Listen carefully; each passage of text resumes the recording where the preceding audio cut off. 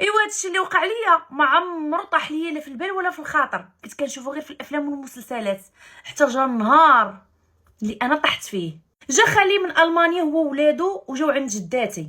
العائله هنا كلهم اتفقوا انهم يمشيو عنده ويشوفوه، خوالي خوالاتي ومنهم حتى ماما. قررت انها تدي معاها اختي الصغيره ونمشي نوصلها انا وبابا لتما، وحتى انا باش نسلم عليه هو ومرته وولادو.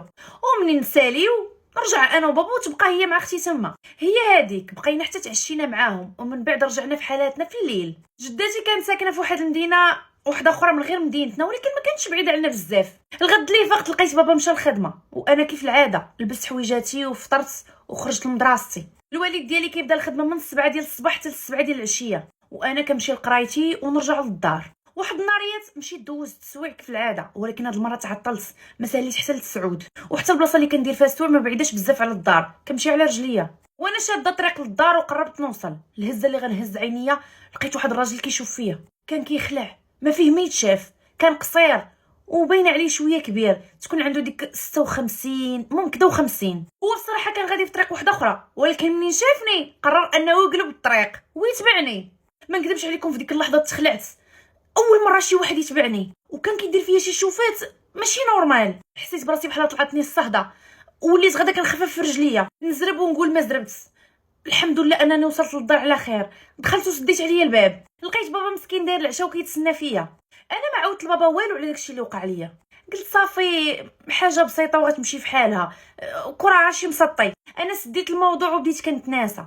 تعشيت، غسلت الماعن وجمعت الدنيا ودخلت لبيتي. وانا جالسه قلت نطل من الشرجم نشوف شنو كاين. لقيت السيد ما مشاش في حاله، لا جالس مقابل مع الدار، وغير شافني بدا كيضحك شي ضحك هستيري وكيشوف فيا دوك الشوفات. في ديك اللحظه انا تخلعت، سديت الشرجم وتخشيت في المانطه وتغميت.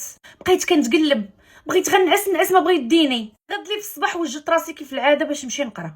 طليت من الشرجم ما لقيتوش، قلت اكيد مشى في حالاته، هو محالش غادي يرجع، صافي غير نسى هاد الشيء. داك النهار غادي نخرج مع 12، خرجت وشديت الطريق للدار. ما غنجي فين نوصل حتى غنلقاه جالس في نفس البلاصه ديال البارح قدام الدار. انا طرت، حليت الباب وسديت عليا دغيا، ولكن راه خصني نرجع مع الجوج.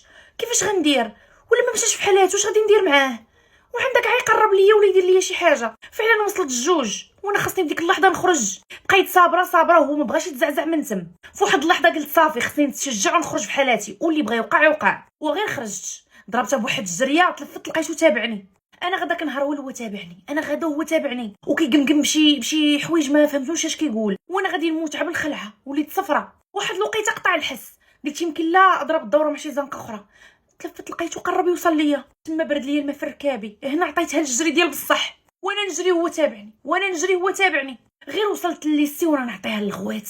التلاميذ كلهم اللي واقفين تما داروا جهتي، وانا كنغوت بحال رجالي وكنقول لهم عتقوني. راه تابعني واحد وانا ما عرفتوش اش باغي عندي. جاو عندي شي دراري قالوا لي اختي ما تخافيش، اشنو واقع؟ عاودت لهم شنو كاين. مشاو جهته ما لقاوه طار. قالوا لي صافي اختي كوني هانيه راه مشى في حالاته. قلت لهم لا، راه واخا راه غادي يرجع. قالوا لي ما عندكش مناش تخافي، قراي على راسك، ومنين تبغي تخرجي تمشي لدارك نوصلوك. فعلا دخلت نقرا وخرجت مع الربعه، ولقيت واحد من دوك الدراري مساكن اللي قالوا لي غنوصلوك كيتسنى فيا. فعلا وصلني حتى الباب ديال الدار، والحمد لله ان داك خينا ما لقيتوش تم. جا بابا في الليل، وهنا قررت انني نعاود ليه كلشي. تاني غنبقى خازنه عليه شي نهار توقع ليا شي حاجه، وفي الاخر يدور فيا ويقول لي انت اللي ما قلتيش. بابا هنا قال لي ما عندكش مناش تخافي، انا غنهضر مع ولد عمك يولي منين يبغي يمشي لليستي ديالو ويجي يطرقك. حتى لهنا كلشي مزيان، ما بقيتش كنمشي لليستي بوحدي، ضروري يكون معايا شي حد، يا في المشيان يا في الرجوع. داز يومين ما بانش ليا حسو. انا قلت صافي الحمد لله، يمكن لا نساني، يمكن لا مشى في حالاته. حتى لواحد النهار بابا تعطل، ما جاش في الوقت اللي مولف كيجي فيه من الخدمه. ضربت ديك 9 وهو مازال ما جا. جالسه مع اليما بيا كنسمع شي تخرشيش في السطح. انا في خاطري قلت يمكن لا بابا جا وما شفتوش، يمكن طالع للسطح كيقلب على شي حاجه. مشيت باش نشوف، حليت الباب ديال السطح، وتما غنتصدم صدمه عمري. لقيتو نفس الراجل اللي كان تابعني في الزنقه. انا مع شفتو بديت كنقز في الدروج، ما عقلتش شحال من درجه كنت كنقز، وهو جاي تابعني وانا غدا كنجري. دخلت لبيتي وسديت عليا وعطيتها للغوات. ما عندي حتى شي حل اخر، ولات كتبان ليا الموت، وليت كنقول هذا غيفصلني ولا غيدير ليا شي حاجه. قلت على الاقل الا غوت الجيران غيسمعوني ويجيو يعتقوني. هو كيردخ عليا في الباب وكيقول لي حلي، وكيضحك واحد الضحك هستيري. انا على بونت كنت غادي نسخف، صافي ما الجهد ما بقاش، وحتى من تليفوني مخليها برا، وانا ما كنتش كنصحاب هادشي كله غادي يوقع.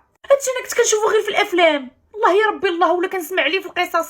بقى كيدفع في الباب وكيضرب فيه وانا كنبكي وكنغوت، ولحسن الحظ جا بابا في اخر لحظه، شدو عطاه قتله ديال العصا، وصلنا للبوليس جاو داوه. مشيت انا باش نعطي الاقوال ديالي، عاودت لهم كلشي. هو فاش كيسولو كيقولوا لي كيفاش درتي حتى دخلتي للسطح ديال الدار، غا كيشوف فيهم وكيضحك. تما عرفوا السيد ماشي نورمال، ولكن هما من بعد استنتجوا انه طلع للعماره اللي ملاصقه معانا، هي واخا كانت عاليه بزاف، المهم نقز ولا الله اعلم، كان بابها ديما محلول، غيكون طلع للسطح ديالها ونقز من تم، حيت هذا هو الحل الوحيد ليه. ومن داك النهار وانا كنخاف نبقى بوحدي، ولات عندي فوبيا، وليت كنتخيلو ديما في جنابي، فين ما نخرج فين ما نمشي لشي بلاصه كنقول ناري مهمتي دابا يخرج ليا من شي قنص. ما بقيتش عارفه كيفاش نتعامل مع هذا الوضع، حيت هادشي بصح كيخلع وما تبغيش لعدوك.